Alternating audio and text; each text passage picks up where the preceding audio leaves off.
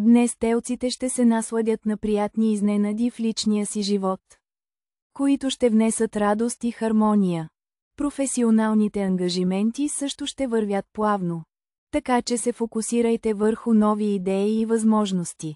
Днес рибите ще се наслаждават на вдъхновение и креативност, които ще ги водят към нови възможности.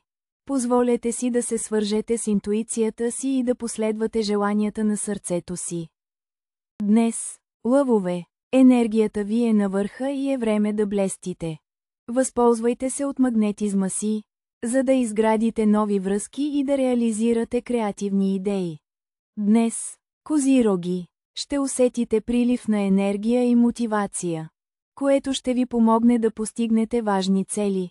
Откритията и новите възможности ще ви вдъхновят.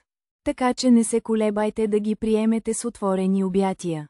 Днес ще имаш възможността да блеснеш с креативността си, което ще привлече внимание и уважение от околните. Вложи енергията си в нови проекти и отношения, успехът е на хоризонта.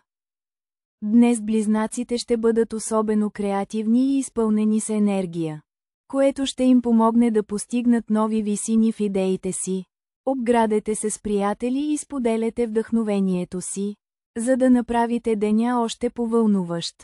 Днес ще се почувствате вдъхновени и емоционално свързани с близките си, което ще донесе радост и хармония в отношенията. Използвайте този положителен енергийния заряд, за да реализирате креативни идеи или да се потопите в нови хобита.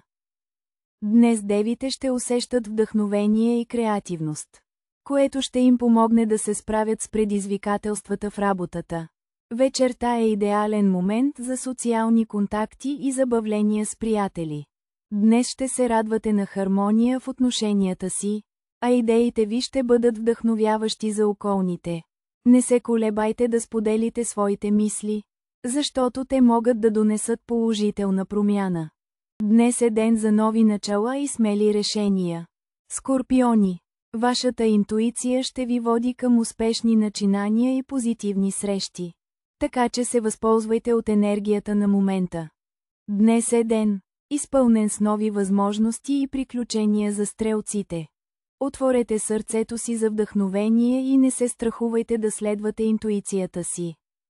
Днес Водолей ще почувства вдъхновение и креативност, които ще му помогнат да преодолее всякакви предизвикателства. Социализацията ще донесе нови възможности, така че не се колебай да споделяш идеи и да се свързваш с хората около себе си.